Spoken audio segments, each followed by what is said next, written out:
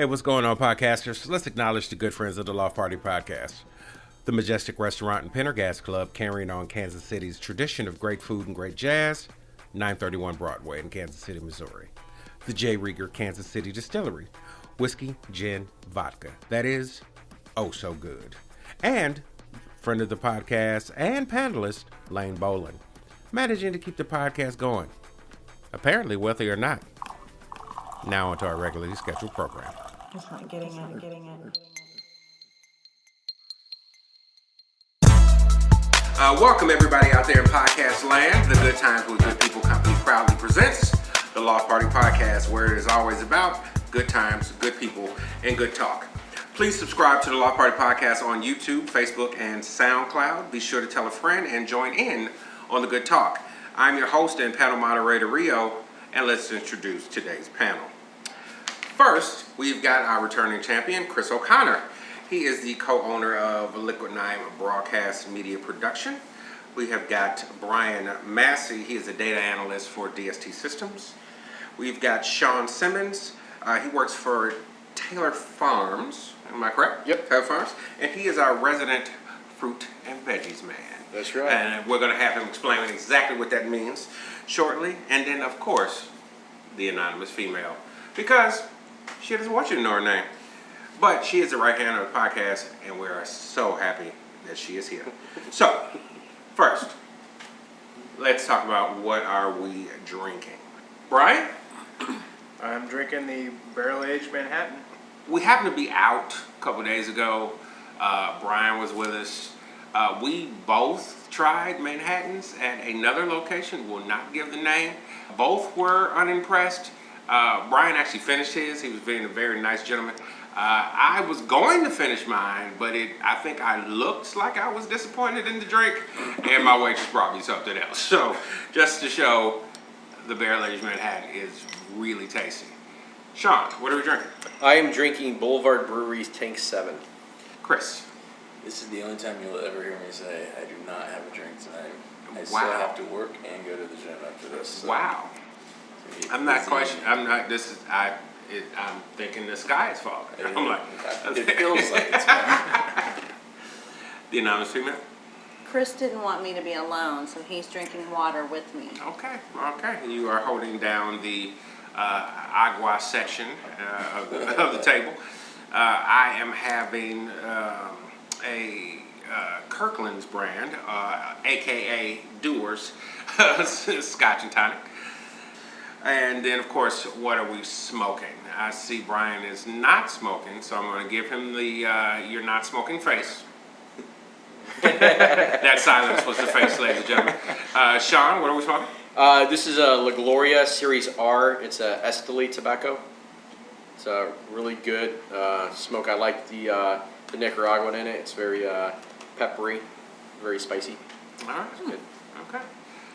Are we smoking today? I gotta Chris? go to the gym after He this. got He nothing. is trying to be healthy right this He has minute. got nothing. This is so strange for me right I now. normally run at lunchtime, didn't have a chance to do it today. So Okay.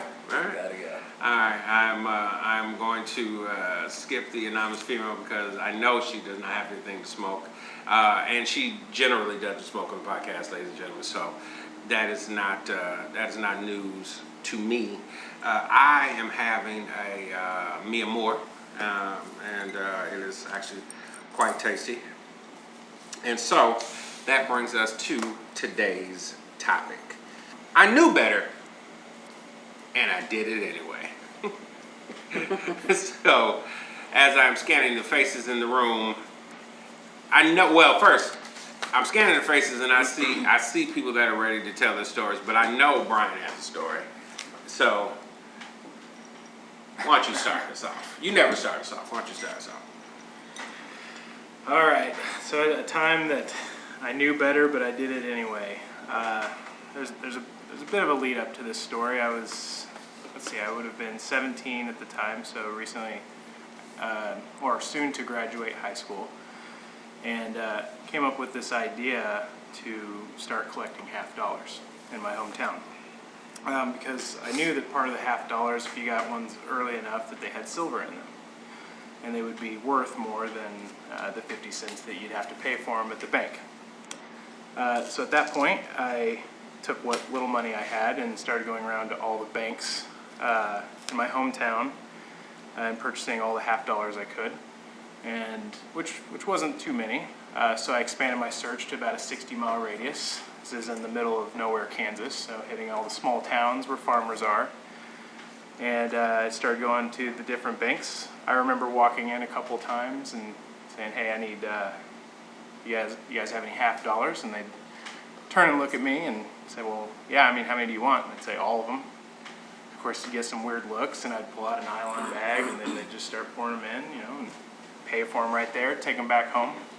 So I started this process. I'd get them back to my house, well, my parents' house, still lived with them, and I'd start sorting the half dollars, and I would take out the ones that were worth more, put those up on eBay, and just start selling them that way. Eventually, and it didn't take long, a couple weeks, I ran out of half dollars to purchase from the banks. And the ones that weren't worth any extra, I would just send them to another bank in my town and just exchange them for 50 cents, so I wasn't losing any money. But that was the point where it was, all right, I was probably doing fine and I should draw the line. And I knew better, but I decided I'm going to do it anyway. And I started ordering half dollars from the Federal Reserve. So I got into sort of a business relationship with the bank there in my hometown and started ordering half dollars every week.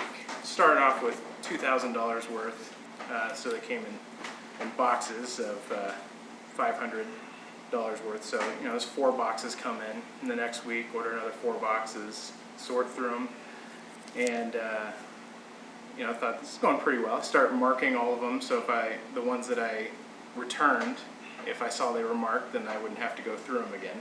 So I just send them back to the Federal Reserve, and eventually got up to ordering about $8,000 worth every week.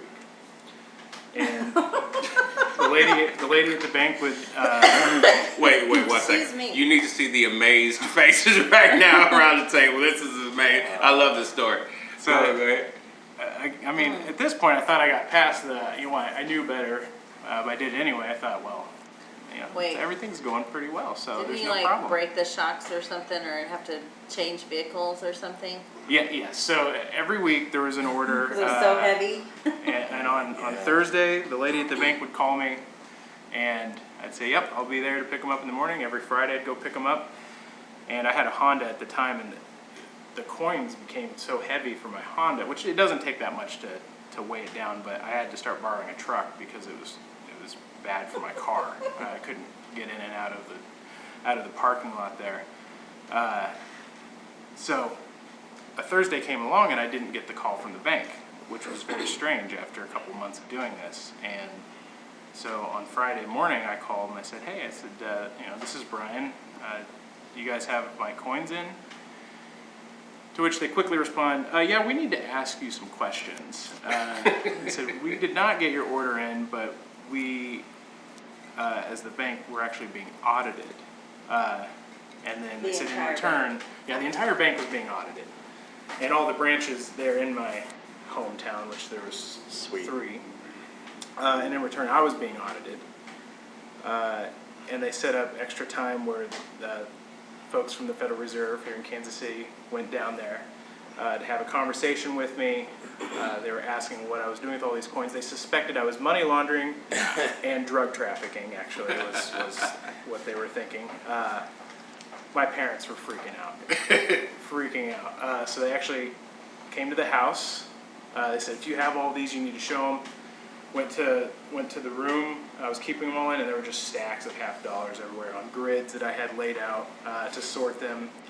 And then I explained to them, I said, "Hey, these have silver in them." They said, "Yeah, you're right. It's illegal to deface U.S. currency." So then at that point, they were ready to bust me for melting them down. And I said, "Whoa." I said, "I'm selling all these on eBay." And so they said, "All right, well, you have to give us your list of everyone you've sold these on eBay." And so I said, that's parents sitting in the living room with their face in their hands, just thinking, "This guy, what is he doing? Is he going to jail?" And I'm smiling because I kind of knew I pushed the limits, but I was staying right on the good I side. knew the law, but I knew the law, and then so I handed those over, and then they suggested that I stop doing that. Strongly suggested. To which I smiled and said, "Hey, I flooded the market anyway, so it was not really worth it anymore." okay. And that was it. So how much were you making? So I was working between 3 and 5 hours a week, and I was making around $100 to $150 an hour. That's pretty good. So it was. Hey, but I say for a high school business, you were making more than most teenagers your age. So. But you know what you learned from this? How to launder money. The only bad thing is you learn how to get caught doing it. But you know what? You can do it for 3 months before anyone catches Catches on, you, right? exactly. So I just got to get really, really rich in 3 months. There you go. And then quit. In 50-cent pieces. Really launder Yeah. some money. That's crazy. That is crazy. That is awesome. That is a great story, though. I'm actually blown away that's illegal. Like, that seems crazy to me that the feds would get I think it was involved the amount he was ordering. I get it. I mean, yeah, I get it. I mean, Who's the amount? if had you been truly laundering money or something, I get it, that would be a tip-off. But when they got there and they're like, oh, it's just a kid just selling stuff on eBay, which Drug I think trafficking. you can do, can't you? Yeah. Like, Yeah. you Yes. can sell rare coins Oh, and yeah. stuff. Oh, yeah. Big deal. That's what I said. Hey, you're going to put me in the federal pen for selling coins on eBay. Right. Let's have at it. Yeah. That's And hilarious. if you do go to jail, that's when you tell them you were doing money laundering. Yeah. Yeah, that you would have to. Yeah. You gotta tell your cellmate I'm you're in selling there for these on something. eBay is Yeah. not going to cut it. Yeah. Selling up dollars on eBay. Yeah, so what you in for? eBay. That's not a good look. Not even sure which game you're doing at that point. I know. That's when you go to minimum security and you're like with Bernie Madoff. That's I know. That's where you hope you get Exactly. sent. Yeah. I know. It's like, so what? You defrauded what, billions? So what about you? Yeah, about $8,000. 50-cent pieces. He'd be fascinated. Really? I was not robbing people until I was a grown man. Wow. You got a bright future ahead of you, kid. When you get out, I got some numbers for you to call. Yeah, exactly. That's funny. Sean? You know, the problem is I keep thinking about this, and the only thing that keeps coming back to is girls I've dated. Okay. Like, I knew better, That'll work. but I did it anyways. Well, Yeah. you missed the I dodged a bullet, so it's kind of perfect. Yeah. One of the more innocent ones, but kind of funny, especially for any of the listeners who are in the Kansas City area. So this happened a long, long time ago, kind of when I was in high school. I was a Boy Scout. That might be shocking for some people who know me, but I was a Boy Scout, and one year they decided to have this jamboree with all the Boy Scouts and all the Girl Scouts at Swope Park over there by the Starlight Theater and all that kind of stuff, right? So, you know, you got all these boys together, you got all these girls together, and me and a buddy of mine that I played football and wrestled with, we decided, okay, we'll kind of scout it out, you know, pun intended, you know, check out the talent, check out the girls, all that kind of stuff, and ran into a couple girls, and, you know, we pull them off the side, we start talking, start chatting, you know, and all that kind of stuff, and we disappear. If you've ever go to Starlight and you look at Starlight from the front, you see those two big, tall towers that are right there, so me and him take these girls up to the towers, you know, so we go all the way up to the top, and after a while, the Scoutmaster realizes we're not around, you know, and they get on the PA system looking for us, no answer. And one of the Girl Scout Masters gets on the PA system because they're looking for two of their Girl Scouts. They get on the PA system, and they can't find them, and of course, our Scoutmaster, being a smart guy, goes, wait a minute, you 2 girls missing? And he knows about the 2 guys. He's like, okay, we know where your girls are at. Now we just got to find out where Now our we guys gotta are find at, you them, know? right. So, of course, we get caught up in the towers with these 2 girls. But at the time, it was like, you know you shouldn't have gone up there, but heck, you do it anyways. Mm-hmm. But you do it anyways. Yeah. And that seems like the prevailing logic when you're that young. Oh, yeah. But you do it anyways. Yeah. So, any real trouble from that choice? From that one, no. I started dating the girl. That lasted. I think it might have lasted a couple months. For me, it only lasted a couple weeks, but I think for her, it lasted a lot longer. There were more phone calls coming in than there were going out of the house. You know? Yeah. So. That's good. That's funny. Chris? So yeah, this was pretty stupid. All right. And they always, the maxim never do business with family is probably the truest one in the entire world. But, so my company, we're just a service-based business. Pretty easy to get in out of it. And I was always worried that we didn't have like a real asset-based business. So my brother-in-law had a sandwich franchise. He owned a Planet Sub in Emporia. I was like, yeah, okay. I mean, I like their sandwiches. They're pretty good. They seem to make money. They thought I'd kill it in college town. The way franchises work, you have to buy a market. So the closest market that wasn't owned was in Lincoln, Nebraska. That's perfect. Yeah. I mean, this will destroy it in University of Nebraska. They'll love it. College kids will eat this stuff up. It'll be great. So spent a lot of money on the construction, open the restaurant. It's not doing as well as we thought. It's slowly going down. And my brother-in-law, who was absolutely going to be managing it and running it, because I had Liquid Night, my own full-time business. That didn't happen. So I'm driving up there every Thursday night right after work, and then coming back on every Monday morning to get to Liquid Night on time. And this goes on for like a year, and finally I just said, listen, cannot do this anymore. I just shut it down, and $500,000 later, I learned to never invest in a sandwich shop or a business outside of your immediate control. But that was a brutal, harsh lesson. That is an expensive lesson. That one hurt. So That's that an was expensive the stupidest thing I've ever done in my life. And you know what the funny thing though is I think I would have made that same mistake. You would have thought something like that in Lincoln, Nebraska would have worked. Yeah. Well, and with family. Yeah, I mean, he wasn't working. He was retired, and all this kind of stuff, and had done really well in his retirement and pension stuff. So he's like, yeah, I got plenty of time. And then they ended up having a kid and adopting another kid, so he became a stay-at-home dad. And I'm like, well, dude, I still got a job, bro. Like, I gotta work. Yeah. I cannot stay down here and run this sandwich shop. No, and you can't pay a kid enough to, not rob you blind. So that's all that was going on. They were just stealing money right and left. So, this sucks. So, lesson learned. Don't do that again. Lesson learned. And I was female. Well, mine's not as exciting, and it probably hasn't been since I was probably, it was before I could actually drive, so I had to have been 14 or 15.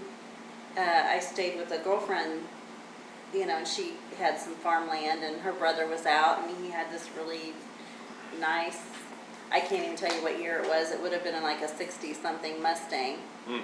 And we decided we were bored at the house, so we were going to take it and go somewhere. Well, neither one of us knew how to drive. Really knew how to drive. Much less a Mustang. And I'm pretty sure at that time it was no power steering, no power brakes. Yeah. So we're going down this gravel road and a little faster than we should have been, and kind of went off into a ditch and checked the car out. We didn't even make it down the driveway.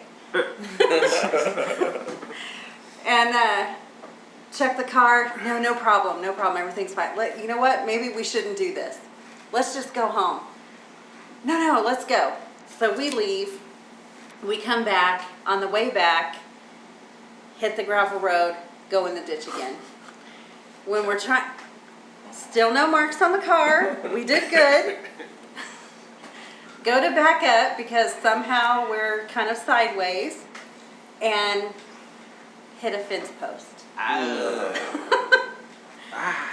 Well, we didn't think there were really any marks on the car, really. Like, nobody's going to notice that.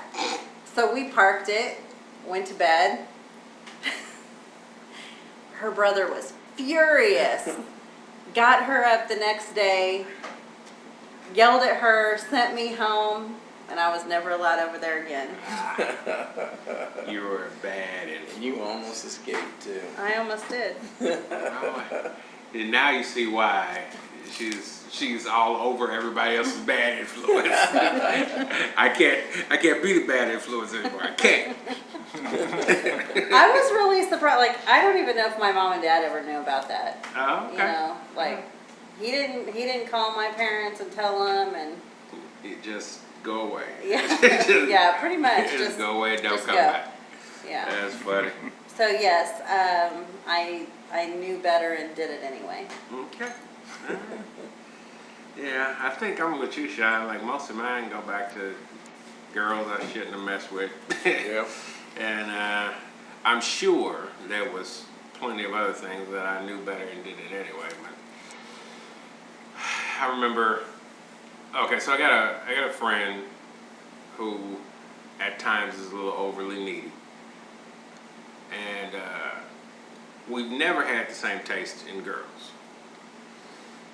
But he was kind of scoping out this one girl, and she was cute, but he wasn't going. He just wasn't going for it. I don't know what it was. And then she was kind of flirting with me, so I was like, well, if he's not going for it, I'm going for it. So right there is I knew I shouldn't have, but I did it anyway. So wound up dating this girl for a few months, and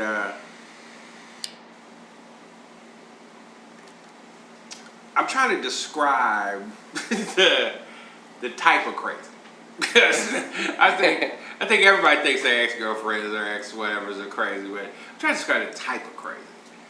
Like first of all, we used to call her kind of nicknames behind her back were either whoppers or choppers. So she used to tell massive lies, just whoppers, just fish stories. It was just ridiculous. Like, I remember one time she actually said, because she had gone to New York for a week, or whatever, and when she actually came back and she started talking about, oh, it was so great, it was so fabulous, wound up going, and the way she would tell lies was, she would tell lies about, like, she did something with a celebrity, but she wouldn't use their celebrity name, she'd use their government name. So she'd be like, so I went to lunch with Sean and Natasha and blah blah, and I'm like, Sean and Natasha. She'd be like, oh, Jay-Z and such and so, like whoever and I was like, oh my God. I remember the first time she told the Whopper, it was me and another one of my friends. All we could do was look at each other like, did she just lie on that level? Like, no, don't stop her. Like, I want to see where this goes. So, like, it actually became entertaining for a couple of months just to listen to how big a lie she would come up with. And so that was why Whoppers was one of her nicknames. Choppers, the second reason why I knew, but I shouldn't have did. But so like just standing there, maybe kind of giving you the little, kind of just a little smirk or whatever, super cute girl. An actual smile, her grill was crashed. Oh my God, her teeth were horrible. I don't know what. She had like when they make fun of British people? Oh, yeah. Like, that's kind of teeth she had. Like, her teeth was smashed. So, like, she was cute if she didn't smile at you. And So you like tried to keep her mad all the time, so she wouldn't open her mouth? I was like, it wasn't that funny. Wow. Like, as long as she wasn't smiling, she was super cute. Anyway, so that went on for 2 or 3 months, and I just couldn't keep it up because I knew I shouldn't have been there anyway, and like I said, just the whole, she was never allowed to smile or laugh was enough. But then I think that last, I think it was the I went to lunch with Jay-Z story. That was the end of it. I was like, okay, I can't do it. this anymore. I'm like, these lies are getting larger and larger every day. Like at least at first they were like local celebrities and people that, that's probable. Like that could happen. Unlikely. Yeah, unlikely, maybe. but maybe. Maybe. Yeah. By the time you got to you had lunch with Jay-Z and Foxy Brown, I'm like, okay, look. Like this has gotten out of hand. Like I can't take anything you say seriously. This is ridiculous. Just stop talking about it. So actually today, I have got I had an idea for a new game. This is actually should be a fairly quick game. But before we play it, or even give you the name of it, I want to get back to when I said that Sean was our resident fruit and veggie man. What does that mean, Sean? So I've spent about 13 years in the produce industry. I worked about over 10 years with Dole and about 3 years with Taylor Farms. In most of my roles, it's always been sales, and that encompasses a lot of different things between sales as well as accounts receivable, as well as having to manage the trucking with a lot of the and distribution of a lot of the products that I deal with. Visiting farms, going down into the tropics, Honduras and Costa Rica, and going through a lot of those. Now with Taylor Farms, what I do is more of a training kind of a position. Still, every once in a while, I go to the farms, California, Arizona, go through the packing facilities, the new plants, some of them that we have in California and down in Texas. And then I work with one customer. It's one of the largest customers in the U.S., and I work more closely with them. Everything I do is I have an NDA with them, so I have a lot of access to their information that is basically a non-disclosure agreement that keeps me from going back to my company and telling them stuff that my customer doesn't want them to know. But I work closely with that customer. I actually talk to my boss like once a month, and I spend all my time working just with that customer. I travel all throughout the United States where they have locations, and I go through and I basically what I do is I manage their handling process, making sure that they follow the right procedures for food safety reasons, as well as for the best quality, as well as sometimes we get into the numbers of trying to figure out where their mistakes are, how that's affecting their sales, and how we can rectify those sales and increase their business costs overall. And then I work closely with the customer's higher management, the VP of produce, the buyers, all those kind of guys, to go over guidelines, go over trends, go over things that we might be catching that they may not be seeing. Because again, a lot of these guys, they're just looking at black and white, and they don't see all the day-to-day stuff that we kind of really work with on our end. And we influence and try to push certain things. Sometimes it happens. Sometimes we get some of the things we want, and sometimes it doesn't happen.